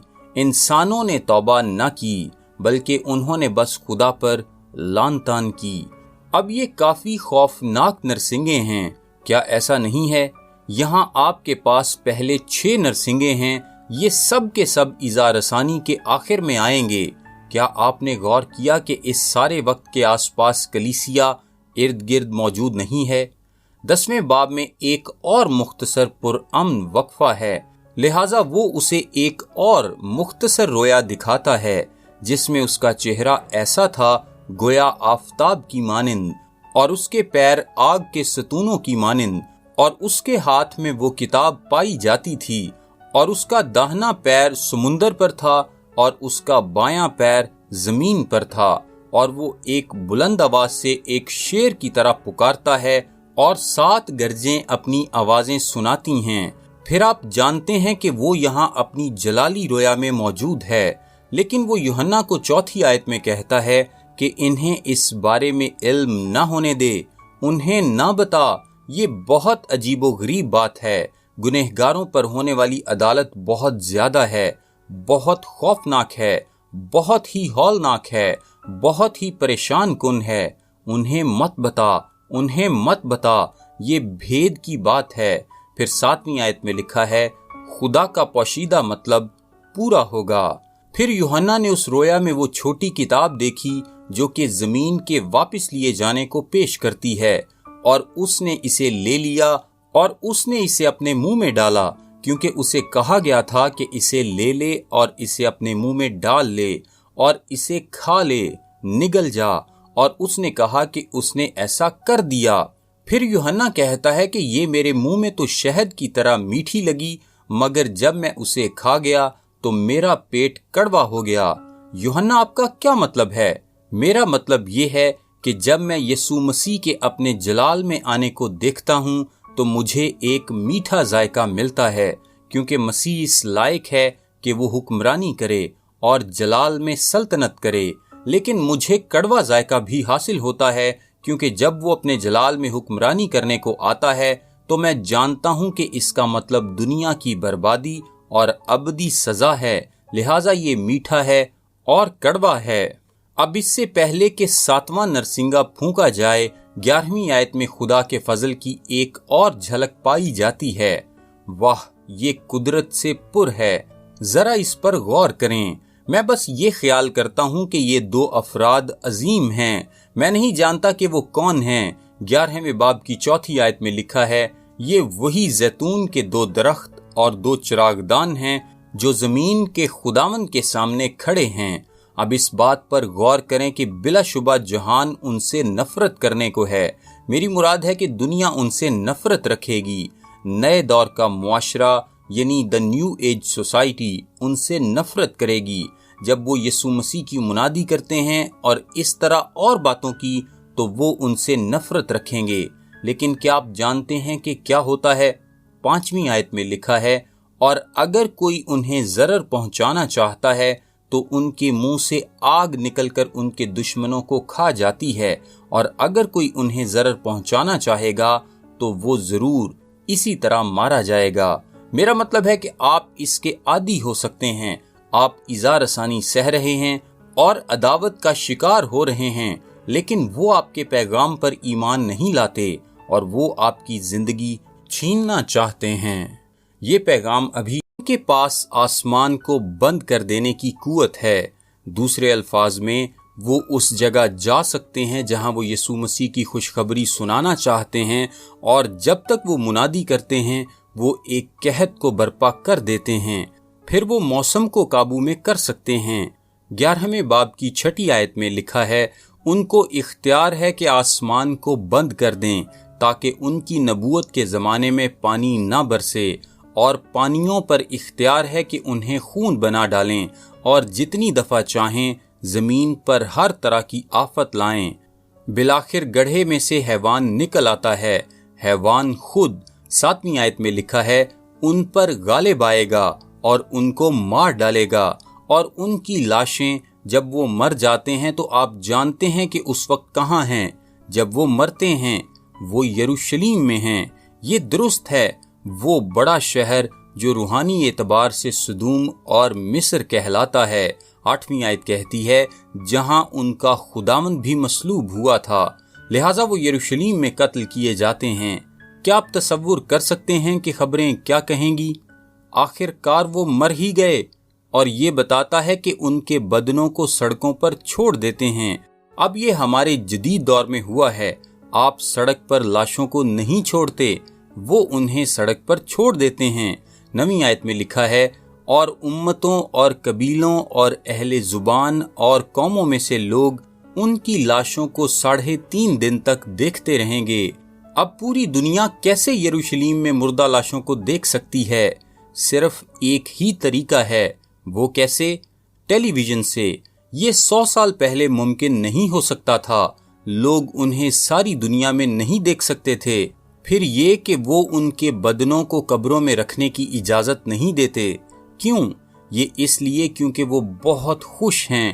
10ویں آیت میں لکھا ہے، اور زمین کے رہنے والے ان کے مرنے سے خوشی منائیں گے اور شادیانے بجائیں گے اور آپس میں تحفے بھیجیں گے۔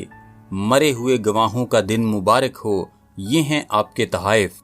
یہ سچ ہے، دنیا بہت خوش ہے کہ یہ افراد مر چکے ہیں، اور میں تو بس یہ دیکھ سکتا ہوں کہ بعض خبر رساں لوگ وہاں کھڑے یہ کہہ رہے ہیں کہ چلو یہ اب 3.5 دنوں سے مرے ہوئے ہیں، اور ہم اس قدر سکون میں ہیں کہ یہ مرد روئے زمین سے ہٹا دیے گئے ہیں۔ اور پھر 11ویں آیت میں یہ بتاتا ہے، لکھا ہے، اور 3.5 دن کے بعد خدا کی طرف سے ان میں زندگی کی روح داخل ہوئی، اور وہ اپنے پاؤں کے بل کھڑے ہو گئے، اور ان کے دیکھنے والوں پر بڑا خوف چھا گیا۔ کیا آپ تصور نہیں کر رہے کہ ایسا ہوا؟ تو یہی ہے جو کچھ ہونے کو ہے۔ پھر 12ویں آیت میں لکھا ہے، اور انہیں آسمان پر سے ایک بلند آواز سنائی دی کہ یہاں اوپر آ جاؤ۔ کیا بات ہے، دیکھا آپ نے؟ پس انہوں نے ایسا ہی کیا۔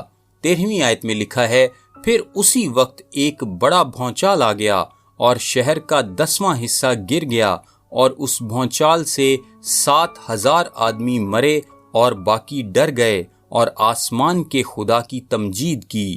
خوف، شدید خوف ہے۔ اور پھر اس مختصر سے وقفے کے بعد ہم 7ویں نرسنگے کی طرف واپس آتے ہیں، اور جب وہ پھونکا جاتا ہے تو یہ آخری ہے۔ 15ویں آیت میں لکھا ہے، دنیا کی بادشاہی ہمارے خداوند اور اس کے مسیح کی ہو گئی، اور وہ عبدالآباد بادشاہی کرے گا۔ اتنی سی بات ہے عزیزو، جب وہ 7واں نرسنگا پھونکا جاتا ہے تو دنیا کی بادشاہتیں یسوع کی ملکیت ہیں۔ یہ شاندار بات ہے، شاندار۔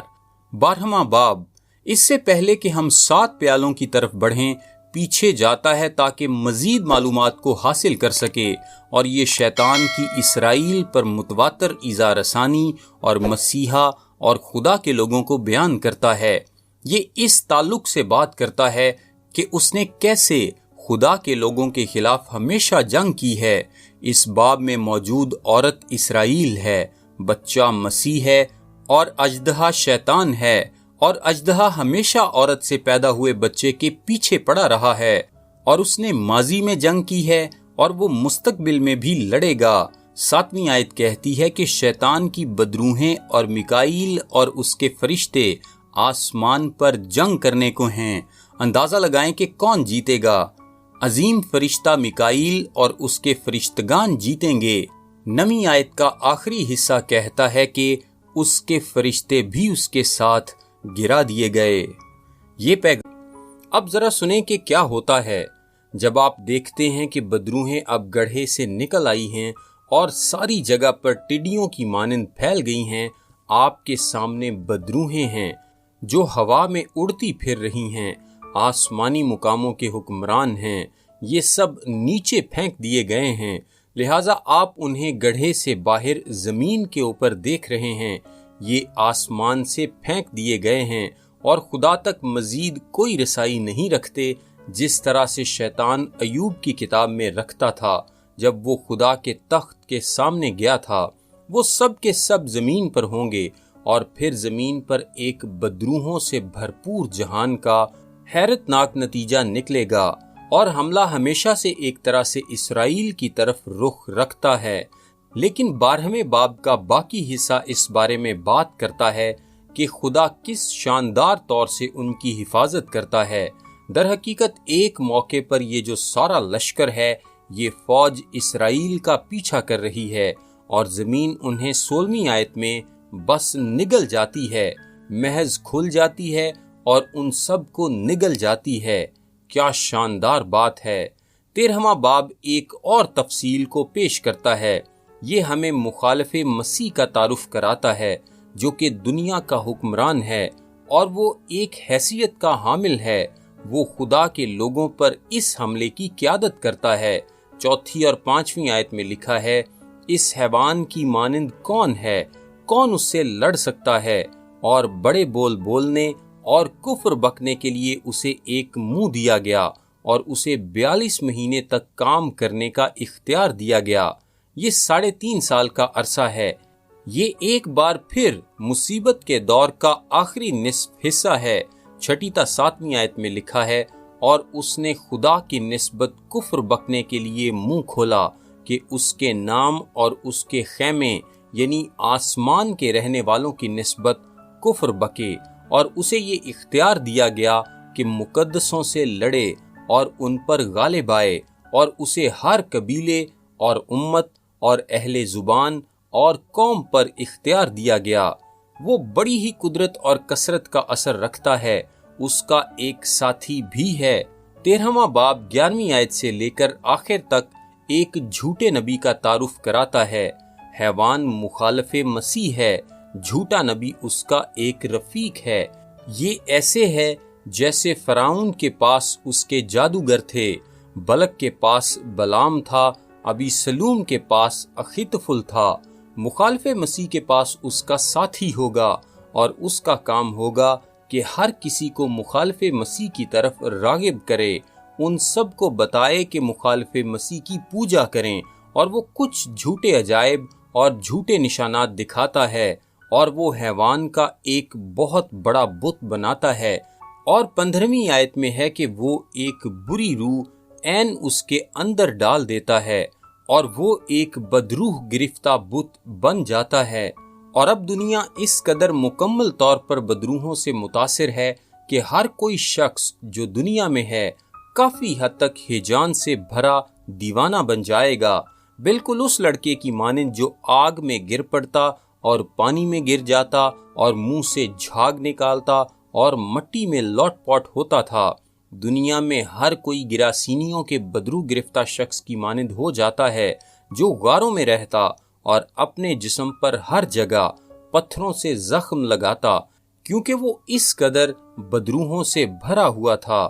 ساری دنیا پر واقع ہی بدروحوں کا چلنا پھرنا ہے، اور وہ ہر چیز کو قابو میں کیے ہوئے ہیں، اور وہ اس قابل ہیں کہ ایک بت کو بولنے کے لائق بنا ڈالیں، اور یہ سارے جہان کو اپنی جانب کھینچتا ہے کہ وہ مخالف مسیح کی پرستش کرے، اور یہی جھوٹے نبی کا کام ہے۔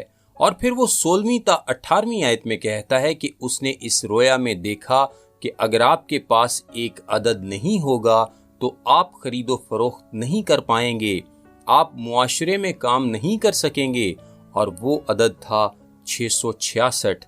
یہ بشر کو بھی پیش کرتا ہے۔ انسان 6 روز خلق کیا گیا تھا، 7 خدا کا کامل عدد ہے، اور اس سے کوئی فرق نہیں پڑتا کہ انسان کتنی ہی محنت کیوں نہ کر لے، وہ ہمیشہ ہی 666 ہے اور کاملیت کی کمی رکھتا ہے، لیکن یہ انسان کے نظام کا عدد ہے۔ لیکن اہم بات یہ ہے کہ آپ اس وقت تک معاشرے میں کام نہیں کر سکتے جب تک آپ کے ماتھے یا ہاتھ پر عدد نہیں ہوگا، اور ہم اس کی طرف بڑھ رہے ہیں۔ ہمارے ہاں بہت پہلے ہی سے کریڈٹ کارڈز اور اعداد موجود ہیں۔ اگر آپ کے پاس بینک کا کارڈ ہے جہاں آپ جا کر بینک کی مشین میں کارڈ ڈالتے ہیں تو پھر آپ پہلے ہی اپنا عدد رکھتے ہیں۔ اسے ذرا اپنے بینک کے کارڈ کے عدد سے ملائیے تو وہ جانتے ہیں کہ آپ عین ہیں کون، اور وہ آپ کے بارے میں ہر بات جان سکتے ہیں۔ اگر وہ فیصلہ کر لیں کہ آپ خرید و فروخت نہیں کر سکتے تو انہیں جو محض کرنا ہے وہ یہ ہے کہ اس عدد کو ہٹا دیں، और अगर आपका मुआशरा कैशलेस या कागज के पैसों से मुबर्रा हो जाए तो क्रेडिट कार्ड के साथ ये मसला पेश आ सकता है कि आप उसे खो सकते हैं। लिहाजा वो ऐसे तौर तरीके बना रहे हैं कि इसे आपके हाथ पर या पेशानी पर छाप दें, क्योंकि यही आपके बदन के दो हिस्से हैं जो जल्दी ही दिखाई देते हैं और उन्हें बाआसानी मुआयना यानी स्कैन में लाया जा सकता है। लिहाजा मुखालिफ मसीह दुनिया पर हुक्मरानी करेगा और वो इस सब का इंतजाम करेगा और उस कुव्वत की बदौलत जो वो रखता है इस सब पर तसल्लुत रखेगा। ये पैगाम अभी जारी है। मेरा नाम ताबिश का। पिछली बार आपको बताया था कि लोगों ने अब क्या किया है।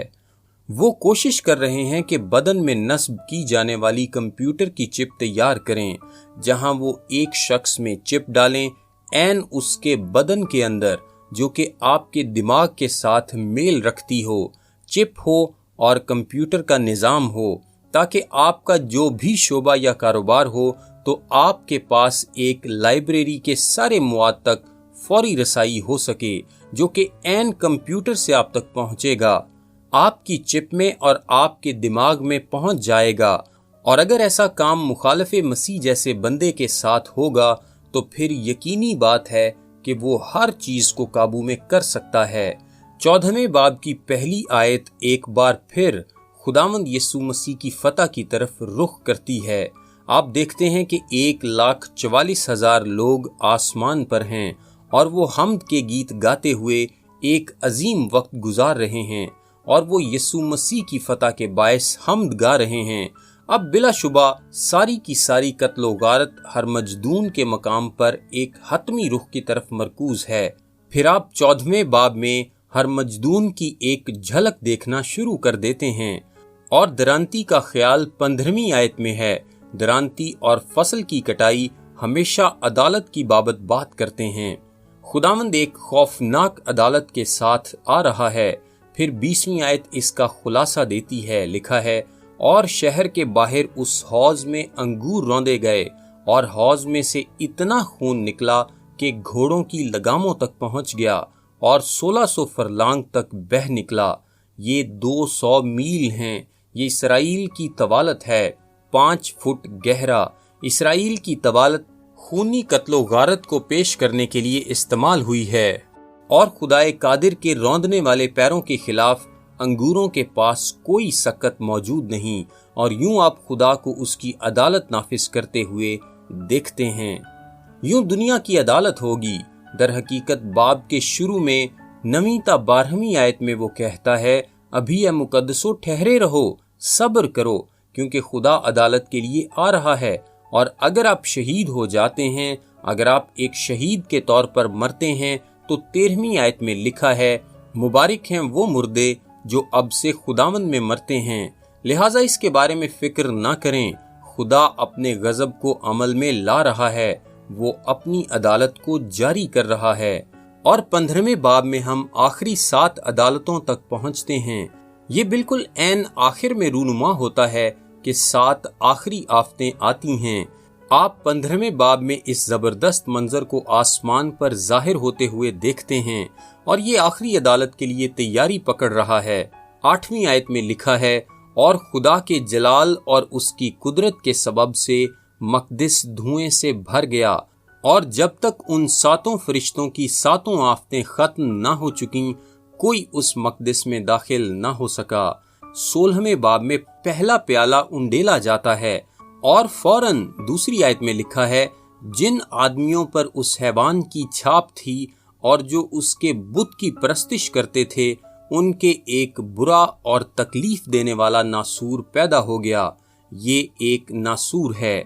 ये उस भिखारी की मानिंद है जिसे नासूर थे। ये काफी ज्यादा किसी सरतान के फोड़ों की तरफ इशारा करता है।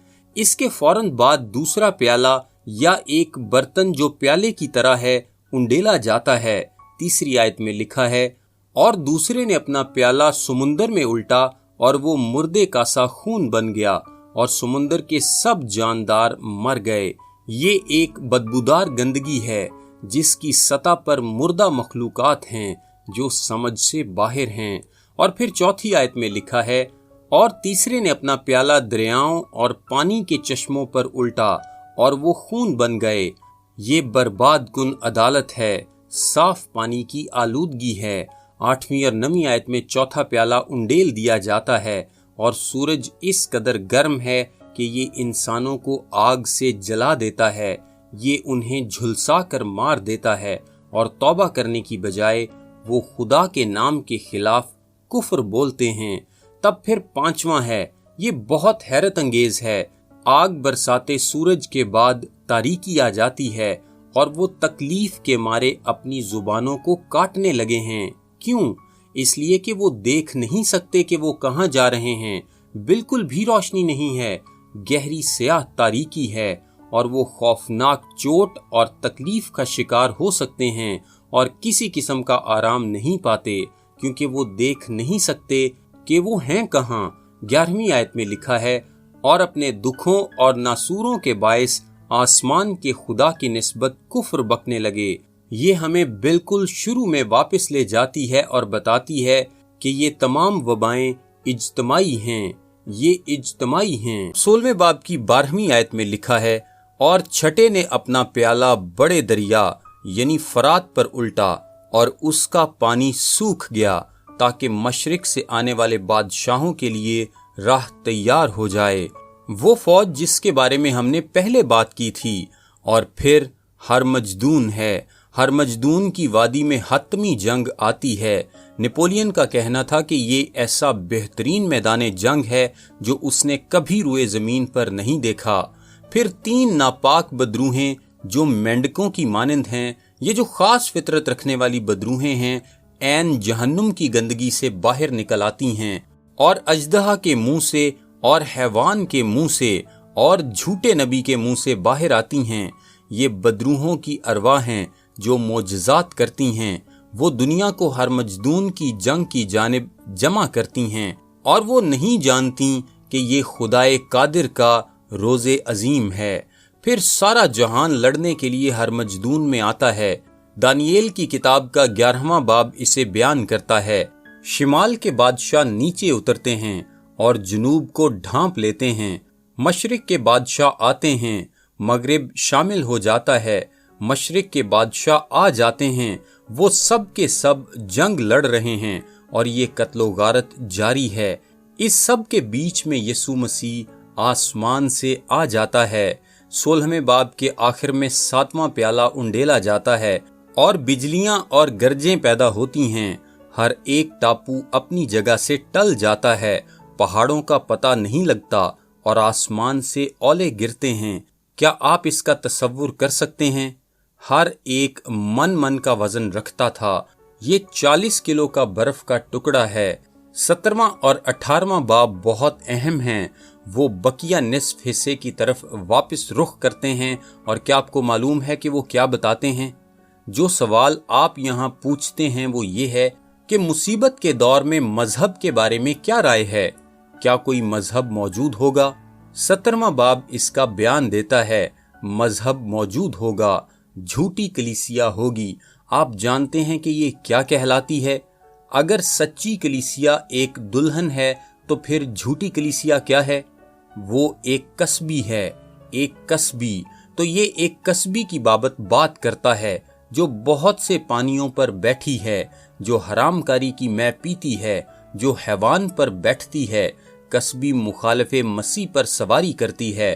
مخالف مسیح ایک سیاسی قائد اور جھوٹا کسبی کا عالمگیر مذہبی نظام اکٹھ میں موجود ہیں، لیکن مخالف مسیح اپنی ہی طاقت میں بھڑک اٹھتا ہے، لہٰذا وہ بالآخر کسبی کو نگل جاتا ہے۔ وہ بس اسے ہڑپ ہی کر جاتا ہے اور وہ کہتا ہے، اب تو سارا جہان میری عبادت کرے گا۔ میرا یقین ہے کہ یہ وہ وقت ہے جب جھوٹا نبی بت کھڑا کر دے گا اور ساری دنیا کو حکم دیا جاتا ہے کہ اس کی پرستش کرے، سوائے اس کے کسی اور مذہب کی برداشت نہیں کی جاتی، کیونکہ 16ویں آیت میں ہے کہ حیوان کسبی کو کھا جاتا ہے۔ اب 18واں باب اس بارے میں واپس لے جاتا ہے اور ایک اور سوال پوچھتا ہے۔ آپ کہتے ہیں کہ خیر، اس وقت دنیا میں کیا ہو رہا ہوتا ہے؟ میری مراد ہے کہ معاشیات کیسی ہوگی؟ یہ اسی دور کا ایک معاشی منظر ہے۔ کیا ہونے جا رہا ہے؟ خیر، جب دوسری آیت میں سب کچھ برباد ہونا شروع ہو جاتا ہے تو یہ فرشتہ کہتا ہے کہ بڑا شہر بابل، اور بابل آخری عالمگیر معاشی نظام کا نام ہے، گر پڑا، گر پڑا، یہ بدروحوں کی سکونت گاہ بن گیا، بدروحوں نے دنیا پر اپنا غلبہ پا لیا اور قومیں افسردہ ہیں۔ 18ویں باب کی 5ویں آیت میں لکھا ہے، کیونکہ اس کے گناہ آسمان تک پہنچ گئے ہیں اور اس کی بدکاریاں خدا کو یاد آ گئی ہیں۔ جب وہ یہ دیکھنا شروع کرتے ہیں کہ سارا نظام گر پڑا ہے، ہر کسی کا معاشی نظام برباد ہو جاتا ہے، تمام کی تمام دولت جاتی رہتی ہے، بینک تباہ ہو جاتے ہیں، سب کچھ ختم ہو جاتا ہے، پھر 10ویں اور 11ویں آیت میں لکھا ہے، اے بابل، اے مضبوط شہر، افسوس افسوس، گھڑی ہی بھر میں تجھے سزا مل گئی، اور دنیا کے سوداگر اس کے لیے روئیں گے اور ماتم کریں گے، کیونکہ اب کوئی ان کا مال نہیں خریدنے کا، کوئی ان کے بارے میں فکر نہیں کرتا، وہ بس بچنے کی کوشش کر رہے ہیں۔ کون خریدنے کے لیے جائے گا؟ کون بازار میں جائے گا؟ پھر 12ویں اور 13ویں آیت میں لکھا ہے، اور وہ مال یہ ہے، سونا، چاندی، جواہر، موتی اور مہین کتانی اور ارغوانی اور ریشمی اور کرمزی کپڑے اور ہر طرح کی خوشبودار لکڑیاں اور ہاتھی دانت کی طرح طرح کی چیزیں اور نہایت بیش قیمت لکڑی اور پیتل اور لوہے اور سنگ مرمر کی طرح طرح کی چیزیں اور دار چینی اور مسالے اور عود اور عطر اور لبان اور مے اور تیل اور میدا اور گیہوں اور مویشی اور بھیڑیں اور گھوڑے اور گاڑیاں اور غلام اور آدمیوں کی جانیں، کسے پرواہ ہے، کسے پرواہ ہے۔ پھر 17ویں آیت سے تجارت کا نظام ختم ہونے کو ہے، سارے کا سارا آمد و رفت کا نظام تباہ ہونے کو ہے۔ 19ویں آیت میں لوگ اپنے سروں پر خاک ڈال رہے ہیں، رو رہے اور آہو نالا کر رہے ہیں کہ افسوس افسوس، وہ بڑا شہر جس کی دولت سے سمندر کے سب جہاز والے دولت مند ہو گئے، گھڑی ہی بھر میں اجڑ گیا۔ اب جبکہ زمین پر ہر کوئی ایسا کر رہا ہے تو 20ویں آیت بتاتی ہے، لکھا ہے، اے آسمان اور اے مقدسوں اور رسولوں اور نبیوں، خوشی کرو۔ کیا آپ جانتے ہیں کہ دنیا میں سب سے زیادہ بری بات کیا ہوگی؟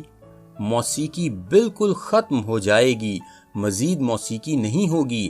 22ویں آیت میں لکھا ہے، اور بربت نوازوں اور مطربوں اور بانسلی بجانے والوں اور نرسنگا پھونکنے والوں کی آواز پھر کبھی تجھ میں نہ سنائی دے، کوئی موسیقی نہیں ہوگی۔ مزید لکھا ہے، اور کسی پیشے کا کاریگر تجھ میں پھر کبھی پایا نہ جائے گا، کوئی فن کچھ بھی نہیں ہوگا، سب چیزوں کا خاتمہ ہوگا، یہ سب ختم ہو جائے گا، زمین پر جشن ختم ہے۔ اس تعارف کا آخری آپ جانتے ہیں کہ 19ویں باب میں کیا ہوتا ہے؟ آسمان پر جشن کا آغاز ہو جاتا ہے۔ پہلی آیت میں ہالےلویا، تیسری آیت میں ہالےلویا، چوتھی آیت میں ہالےلویا، چھٹی آیت میں ہالےلویا۔ آپ کس بات پر اس قدر جوش سے بھرے ہیں؟ چھٹی آیت کا آخر بتاتا ہے، لکھا ہے، خداوند خدا قادر مطلق بادشاہی کرتا ہے۔ 19ویں باب کی 7ویں آیت میں لکھا ہے، آؤ ہم خوشی کریں اور نہایت شادمان ہوں اور اس کی تمجید کریں، اس لیے کہ برہ کی شادی آ پہنچی اور اس کی بیوی نے اپنے آپ کو تیار کر لیا، اور اب چھڑائے ہوئے لوگ اپنے خداوند کے ساتھ مل گئے ہیں۔ 8ویں آیت میں لکھا ہے، اس کو چمکدار اور صاف مہین کتانی کپڑا پہننے کا اختیار دیا گیا، کیونکہ مہین کتانی کپڑے سے مقدس لوگوں کی راست بازی کے کام مراد ہیں۔ یہ جلالی بات ہے۔ ہم وہاں کیسے پہنچیں گے؟ 11ویں تا 12ویں آیت میں لکھا ہے، پھر میں نے آسمان کو کھلا ہوا دیکھا، اور کیا دیکھتا ہوں کہ ایک سفید گھوڑا ہے اور اس پر ایک سوار ہے جو سچا اور برحق کہلاتا ہے، اور وہ راستی کے ساتھ انصاف اور لڑائی کرتا ہے، اور اس کی آنکھیں آگ کے شعلے ہیں، اور اس کے سر پر بہت سے تاج ہیں، اور اس کا ایک نام لکھا ہوا ہے जिसे उसके सिवा और कोई नहीं जानता, और ये उसे बयान करता है। तब फिर 14वीं आयत में, यहाँ हम हैं अजीजों, ये हम लोग हैं। 14वीं आयत में लिखा है, आसमान की फौजें सफेद घोड़ों पर सवार और सफेद और साफ महीन कतानी कपड़े पहने हुए उसके पीछे पीछे हैं। ये हैं हम, ये है वो जो अपनी बादशाही को कायम करने के लिए वापस आ रहा है। ये फैसला कुन मरहला है जब वो जमीन पर अपनी बादशाही कायम करने की खातिर जलाल में हर मजदून आएगा, और वो सफेद घोड़े पर आ रहा है और हम सफेद घोड़ों पर आ रहे हैं। उसके साथ सफेद जामों में हैं, हम उसके साथ रहने के लिए जाते हैं, हम उसके साथ जलाल में आते हैं। मुझे 16वीं आयत का आखिर बहुत पसंद है कि उसका नाम लिखा है बादशाहों का बादशाह और खुदावंदों का खुदावंद, और जब वो आ जाता है तो तबाही है, हर मजदून है। फिर हर मजदून का नतीजा 17वीं और इससे अगली आयत में है, कत्लो गारत, मौत। वो परिंदों को बुला भेजता है ताकि मुर्दार को खा लें। 20वीं आयत में हैवान और झूठा नबी दोनों गंधक से जलती आग की झील में जिंदा फेंके गए हैं, और वो लोग जो फौजों का हिस्सा थे तलवार से कत्ल किए गए हैं। क्या आप जानते हैं कि क्या पेश आता है? 20वें बाब में है कि खुदावंद अपनी बादशाही को कायम कर देता है। ये है बात। 4थी आयत को देखें, लिखा है, फिर मैंने तख्त देखे। वो किस लिए हैं? 4थी आयत के आखिर में देखें, वो उन मुकद्दसीन के लिए हैं जो मसीह के साथ 1000 सालों के लिए बादशाही करते रहे। क्या आप जानते हैं कि 1000 सालों के इख्तिताम पर क्या वाक़ई होता है? 7वीं आयत में शैतान कुछ वक्त के लिए खोल दिया जाता है। वो तमाम वक्त कैद रहा है, वो थोड़ी देर के लिए खोला गया है, वो बाहर दुनिया में जाता है। और आपको इल्म है कि बादशाही के अरसे में बाज लोग होंगे जो उसमें जिस्मानी बदनों में रहेंगे, उनके बच्चे होंगे, वो जमीन को दोबारा आबाद करेंगे। तमाम तर जमीन पर एक आबादी मौजूद होगी। उनमें से बाज यसू मसीह पर यकीन तक नहीं करेंगे, अगरचे वो 1000 सालों से यरूशलेम के शहर में बादशाही कर रहा होगा। क्या ये बात ताज्जुब अंगेज नहीं है? इतनी हैरान कुन भी नहीं, क्योंकि उन्होंने तो उसे तब भी ना पहचाना जब वो पहली बार आया था। उन्होंने उसे तब रद्द किया था जब वो जानते थे कि वो कौन था। लिहाजा शैतान एक आखिरी बगावत करता है, और 9वीं आयत बताती है कि आसमान से आग नाजिल होती है और उन सब बगावत करने वालों को निगल जाती है। फिर 11वीं आयत में तमाम तर तारीख के तमाम गैर निजात याफ्ता लोग बड़े सफेद तख्त की अदालत के सामने जमा किए जाते हैं, और 15वीं आयत कहती है कि जब उनके नाम किताबे हयात में लिखे पाए नहीं जाते तो वो जहन्नुम में फेंके जाते हैं। ये 1000 साला बादशाही का इख्तिताम है। आप कहते हैं कि इसके बाद क्या होता है? 21वें बाब की पहली आयत में लिखा है, फिर मैंने एक नए आसमान और नई जमीन को देखा। दूसरी आयत में लिखा है, नए यरूशलेम को। आप कहते हैं कि ये किस तरह का है? तीसरी और चौथी आयत में लिखा है, खुदा का खैमा आदमियों के दरमियान है, और वो उनके साथ सुकूनत करेगा, और वो उसके लोग होंगे, और खुदा आप उनके साथ रहेगा और उनका खुदा होगा, और वो उनकी आंखों के सब आंसू पोंछ देगा। इसके बाद ना मौत रहेगी और ना मातम रहेगा, ना आहो नाला, ना दर्द। पहली चीजें जाती रहीं। ये अब्दी हालत है, क्या ऐसा नहीं है? ये नया आसमान और नई जमीन है। और फिर 21वें बाब का बाकी हिस्सा और 22वां बाब इसे बयान करता है। आखिरी पैगाम 22वें बाब के आखिर में मिलता है। 17वीं आयत पर गौर करें, लिखा है, और रूह और दुल्हन कहती हैं आ, और सुनने वाला भी कहे आ, और जो प्यासा हो वो आए, और जो कोई चाहे आबे हयात मुफ्त ले। अजीजो, ये आखिरी दावत है। आ, मसीह के पास आ जा, आ और पी, आ और उसकी निजात में शरीक हो जा। 11वीं आयत में जब अदालत होती है तो लिखा है, जो बुराई करता है वो बुराई ही करता जाए, और जो निजिस है वो निजिस ही होता जाए, और जो रास्तबाज है वो रास्तबाजी ही करता जाए, और जो पाक है وہ پاک ہی ہوتا جائے۔ دوسرے الفاظ میں یہ ہے کہ آپ جو بھی ہیں، جب ایسا ہوتا ہے تو تب آپ جو بھی ہیں ہمیشہ وہی رہیں گے۔ کیا آپ یوحنا کے ساتھ کہہ سکتے ہیں آمین؟ کس بات کے لیے؟ کہ اے خداوند یسوع آ، میں تیار ہوں، اور میں امید کرتا ہوں کہ آپ یہ ضرور کہیں گے۔ خدا آپ کو برکت دے۔ میرا نام تابش قاضی ہے اور یہ پیغام آپ کو ڈیلی ورسز کی جانب سے بھیجا گیا ہے۔ سوموار سے جمعہ اپنے واٹس ایپ پر بائبل مقدس کی آیات اور ان کی وضاحت انگلش، اردو اور آڈیو میں حاصل کرنے کے لیے ابھی اپنا نام اور شہر کا نام لکھ کر 0333 80 20 972 973 یا پھر 974 پر واٹس ایپ میسج کریں۔ خدا آپ سب کو برکت دے۔ آمین۔